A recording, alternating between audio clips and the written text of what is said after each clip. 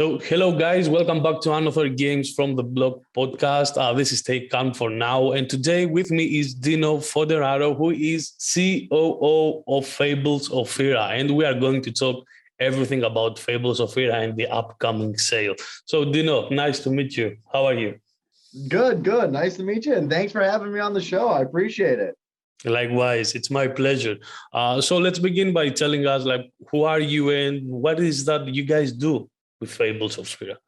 Yeah. So as George, as you introduced me, I'm Dino Foderaro. I'm the COO of Invisible Goat Studios, which is the incubator of the creator of the Fables of Fyra franchise. So Fables of Fyra is a single player role-playing game on the blockchain that has a very unique approach to the play-to-earn space that's a little bit different than what we've seen out there and what we've kind of currently seen in the market.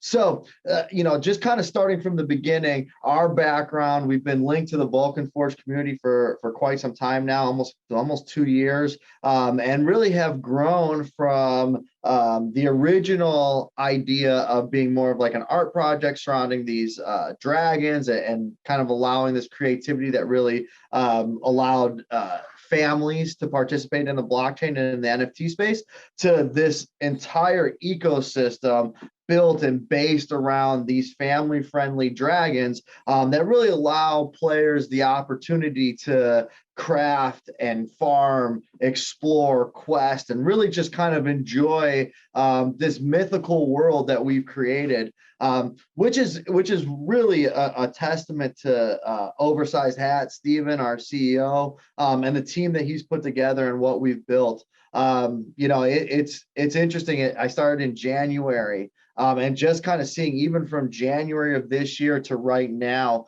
the amount of change, the amount of just advancement that we've seen within the ecosystem in the game is incredible. And it's definitely the team that's been put in place.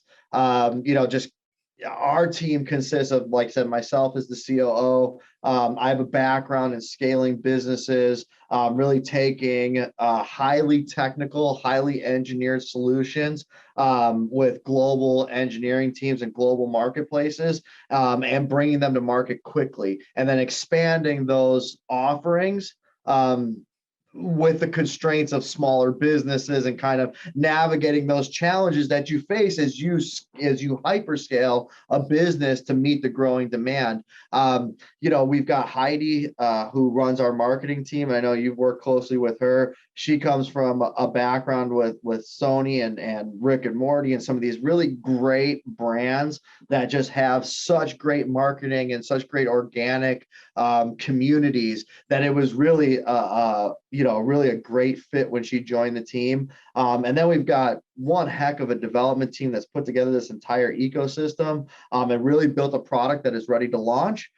We've got lore writers, and we've just got a great group, which includes like boots on the ground in the Philippines, helping with the play to earn side. We've got, personnel on staff with Walter and some of the others that really know the guild space. So we're really excited at kind of what we put together and how we're going to market, because I think we've got a great team that can really check all the boxes for a lot of the people that are in the space. So we are talking about the Rockstar team here, right? Yeah, I mean, it's funny because, as I kind of, I recently exited a business last August. And as I came to look for my next opportunity and really where I want to dedicate my team, or my time, the team within Invisible Goat Studios and with Fables of Fyra, and the fact that we had a product to launch really separated Invisible Goat and Fables of Fyra from all the other opportunities that were out there, all the other roadmaps that I was seeing that were out there. We were so far ahead in the development side that now, as we do our initial land sale, which we're doing right now, as we get ready to launch our token sale, all of those funds generated from those activities are going to really launching and expanding the awareness of the game versus the creation of the product. Because that's a really dicey or a tough proposal, is taking your initial funds and ensuring that you have enough to develop a full-scale product. we're in the enviable position where we have a full-scale product developed, and now the funds that we're launching are really there to make it reach its full capabilities versus being built from scratch. So it's a really exciting time for Fables of Fyra, and a really great time for everyone who's in the space to get in early and really kind of ride the wave as we grow and expand. All right. Dino, Fables of Fyra, all right. What is this? Like, I mean, how is this game going to be?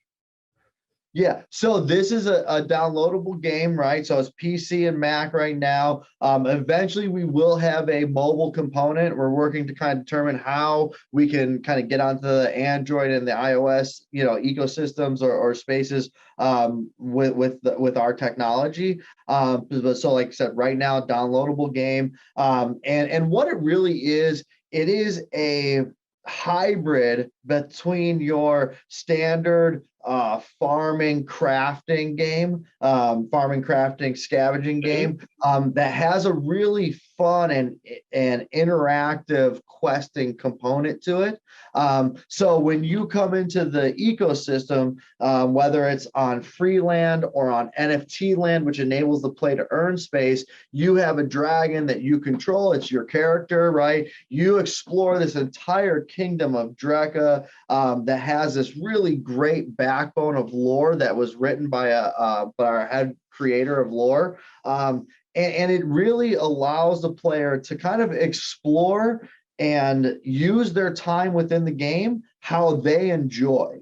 One of the big things that Steven, myself, our team saw was that after COVID, people were really deciding how they wanted to spend their time and invest their time. And they only want to invest their time in things that they enjoy, things that kind of make them happy, right? I think COVID reset everyone back to looking at like those slog jobs where, man, I don't really enjoy going to work every day. If I'm going to do something, I want to enjoy it. And we kind of extrapolated that into the gaming space and said, okay, you could go play some of these games that are out there on the market and on the blockchain, right? And you can grind and make, you could fight 3 guys every day until like kind of blue in the face, but that gets boring, monotonous, and kind of people lose interest, right? And they're not enjoying their time. So we kind of developed this principle that we called enjoyable earnings, right? So you could come into our ecosystem, and how we have the economy built and how the game is built, the players can really come in and do what they enjoy.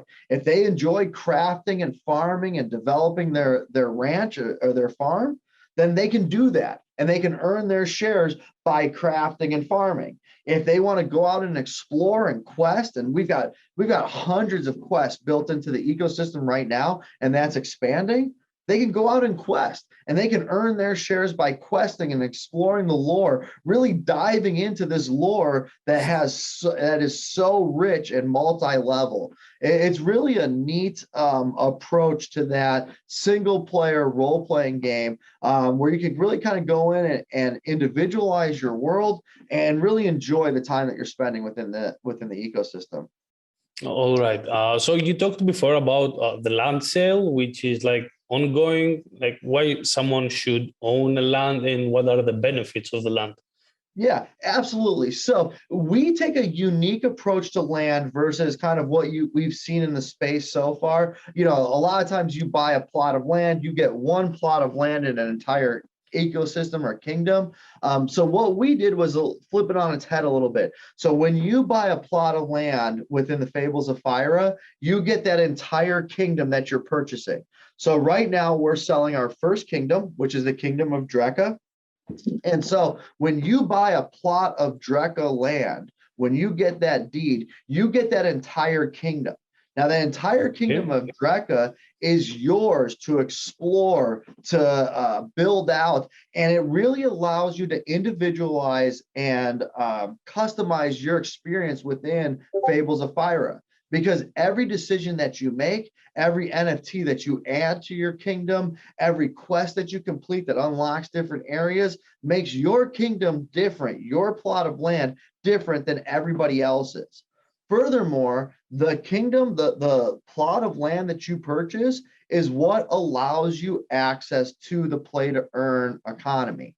So if you come in on free land, right? Whether you have an NFT dragon or a free dragon and you play on free land, you can build and craft and explore and farm, and you can craft items that you can turn into NFTs and sell on the marketplace, but you don't earn daily rewards. Now, All right. if you own NFT land, then you're earning daily rewards based on the total amount of lands that are circulation. To really understand how the NFT lands derive their rewards, I recommend everyone go check out our light paper on our website. It goes through a lot of detail and it's really an in-depth economy. But really the entry into the Fables of Fyra play to earn economy is the NFT lands that we're selling now.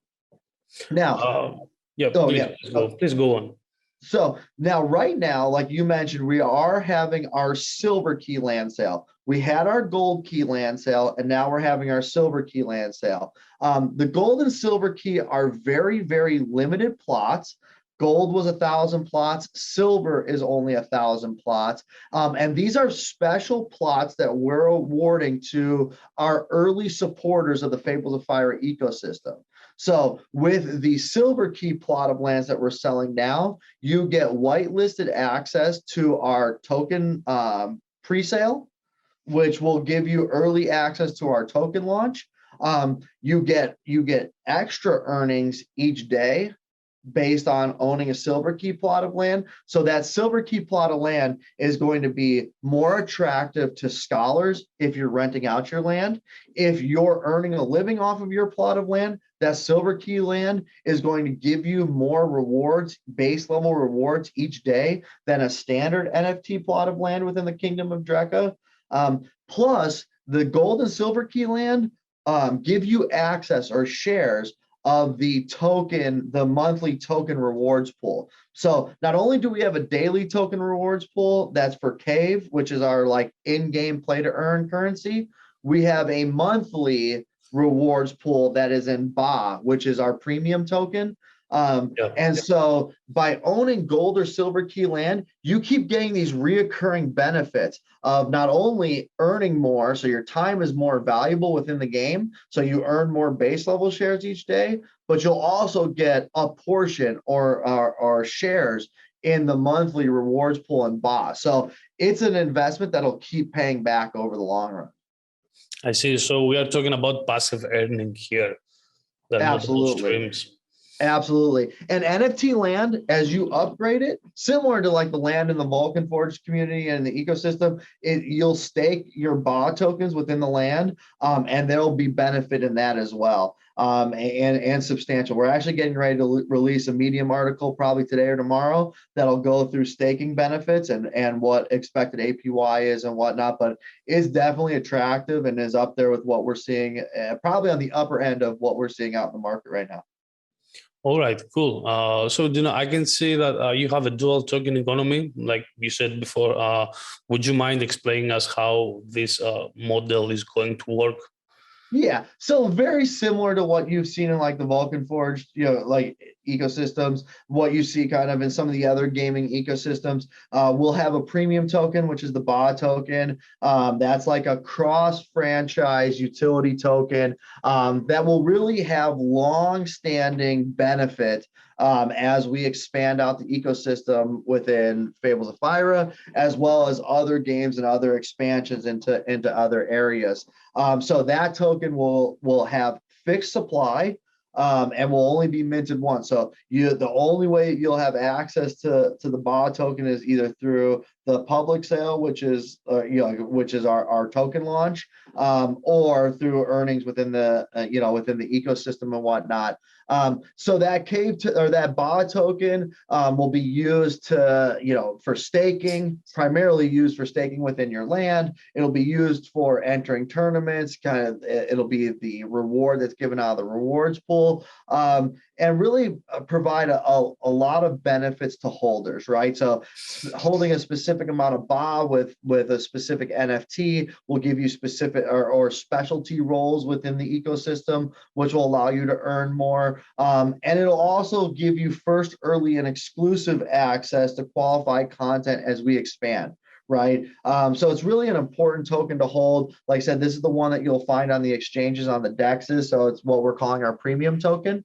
And then we have our cave token. So the cave token is really that lifeblood of the economy, within the play to earn space. So that's what you'll earn daily. And then that's what kind of you'll use for in-game purchases, for minting your items in game, for like, so as you build some of these hard-earned items, or I find some of these hard-earned items, you can turn those into NFTs within the game using Cave. Furthermore, that Cave is going to be really beneficial for, like I said, kind of how you spend and grow your land and your kingdom. So like I said, it really is that lifeblood of the economy, similar to lava in the Vulcan Forged space. So Cave is going to be the play to earn token, while Bach is going to be the utility one. Yes, correct. Correct. Yep. All right. So are you going to implement any burning mechanisms for Cave? Yeah, so there's actually, so we were actually looking at that the other day as we started modeling the economy, and there'll be burning mechanisms for Cave throughout the economy as it moves through different stages or different segments of the economy. It's like if you go to upgrade your land, a portion of that upgrade fee in Cave will go to Treasury and a portion will be burned. If you go to mint an NFT, a portion of that will be burned. So there's all these different burning mechanisms within it. And then we're developing a secondary game that will be built on top of the ecosystem that will facilitate a tremendous amount of burn for Cave, as well as providing a secondary use for Cave tokens as well. So we're really, really excited about that, because we feel like that is a bolt-on that allows it to continue expanding the ecosystem, while also allowing some burn, and we'll be talking more about that at Volcon.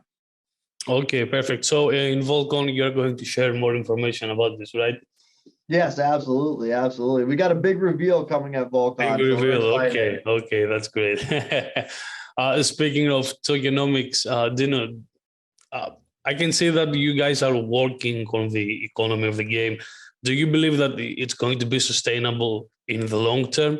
I mean, every game we have seen with dual token economies, the play to earn token does not perform well. So what are you going to do to change this? Well, I think we've addressed a lot of the concerns that we've seen from other play to earn economies, right? Like as you look at some of the other play to earn economies, they didn't really control the amount of supply being entered into the economy. It was really just kind of a runaway minting system, where our system really relies on the amount of lands in circulation and the amount of shares mined to really determine how much Cave is minted in each day. Furthermore, we have those burn mechanisms that are built within the economy. So we can burn when necessary to ensure that there's tokens being removed from that overall circulating supply.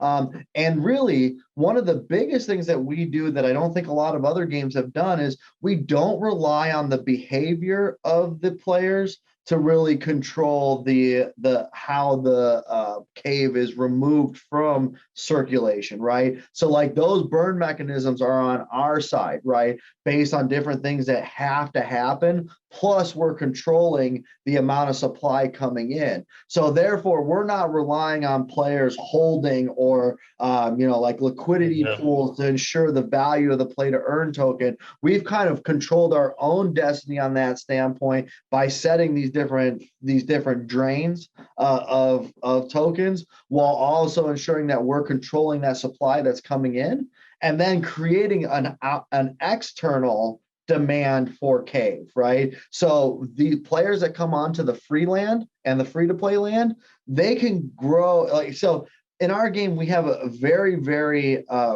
robust and strategic expertise, like experience trees. And so you can become a master craftsman in, let's say, roasting. right? And so you can make these great recipes that allow you to complete a lot of these quests and really expand. And those recipes have a lot of in-game value. But you can't be a master roaster and a master smith. And so to complete and to continue growing your world or your kingdom, you may need some items that can only be crafted by a master smith. So you're going to have to go into the marketplace to purchase those NFTs, right? To purchase those items. Now, a player on Freeland can become a master smith and craft these very hard to build items, turn them into NFTs. But since they're not earning on the play to earn side because they don't own NFT land, they have to either buy Cave or buy BA and convert it to Cave to create NFTs. Therefore, creating this external demand for Cave as well, not only within the original like play to earn economy, but free to play players will also have a need and a requirement for Cave. So if they want to lock certain areas, they're going to have to buy Cave as well. So now you have an external demand for Cave as well as internal within the play to earn economy as well. So we're really, like I said, I think we've built a really great system, and we definitely feel that it's sustainable, and we have enough levers when necessary to ensure that valuation stays where it needs to be at. All right, perfect. One of my last questions: what players can do in the game to earn these tokens? Like, what are the gameplay aspects going to be? So these players, right? They come in, they can craft, they can farm, they can quest, they can scavenge. So to earn your shares, to mine your shares, it's 2 to 4 hours of gameplay to get your full taskbar completed, right? But like I said, we've really allowed it to be up to the player to earn and mine their shares in the manner that they enjoy most. For example, I know you're probably familiar with Walter Chambers. He's a Vulcan Forge guy, and he's on our team. He's a crafter, right? Like he loves to grind and make axes and all that stuff, and that's how he wants to complete his daily taskbar. Me, I'm a Legend of Zelda guy. Like, I mean, I'm a quester, right? Like, so I'm gonna go out and there's hundreds of quests that I can complete to fill out my taskbar, and that's growing every day as they continue to develop more quests. That's what I'm gonna do to earn my shares, right? And so you could kind of go, and if you're a blended guy, you don't like that, you want to grind some days, other days you want to quest. You could kind of come into the ecosystem and earn the way that you want to earn. And I definitely recommend check out our YouTube channel, check out all of our social medias. We got a ton of gameplay video out there. Every week on Wednesday, we do a live stream where we show like dev updates. Like from like an agile standpoint, we're running these kind of sprints every week. We have different updates on Wednesdays. So you come through, you can see different territories being built out, different castles being built out. There's a lot of really interesting stuff that we're developing. And George, that's one thing that I didn't mention earlier that I do want to mention is very important. We have roughly 5 years worth of lore already written and kind of storyboarded out for the development of the ecosystem. So not only is this the awakening, which is just the foundation, the ecosystem, we have 5 years of content that will be added as we continue to grow, cool. As well as other games that will be bolted onto the ecosystem. That will really use the foundational ecosystem to grow out of. So this is just not a one and done. There's a roadmap and clear line of sight to 2 to 3 additional games and just a really great overall robust economy. All right. Dino, you mentioned before that you have like 5 years of content up here planned. So in this content, are there any plans for MMO? Is this going to be multiplayer? Yeah, so we do understand the importance of having that social interaction and whatnot. So right now we're looking at the best ways to incorporate like multiplayer and like that social interaction within our game and ecosystem. So that is definitely in the plans to now that we've got the base level, the foundation built, to begin focusing on how we can have those social interaction, that competition amongst players. All right, that's great to hear. So last question for you. You mentioned before Very Art. which means that you are an OG in the space of Vulcan Forge, like how Vulcan Forge began. So I would like to ask, what is your affiliation with Vulcan Forge and how do you guys work together?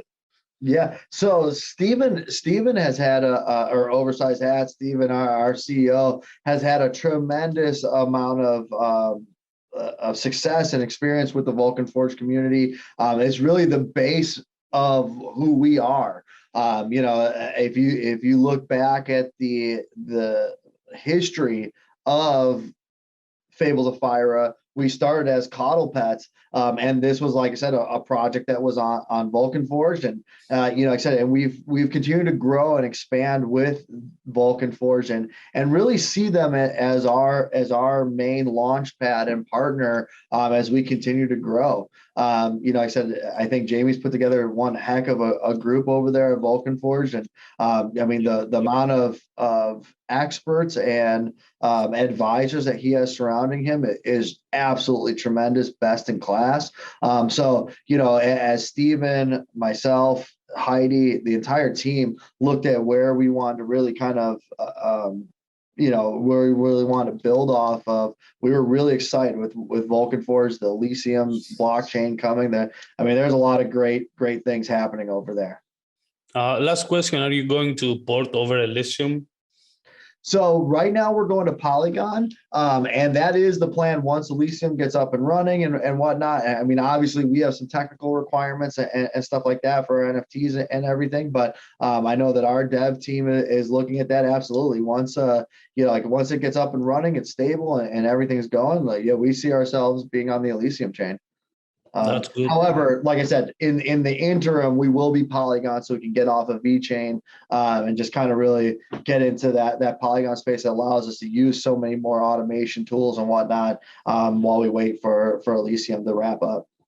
Yeah, it won't be difficult to port, I guess, since it's EVM chains both, so it will be easy.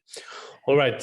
Thank you very much for being with me today, Dino. And thank you guys for being again to another episode of Games from the Blog. Dino, I wish the very best to your game, the very best to the sale. Guys, you should check out Fables of Fyra and check out the sale, obviously. Anything else you would like to add before we close?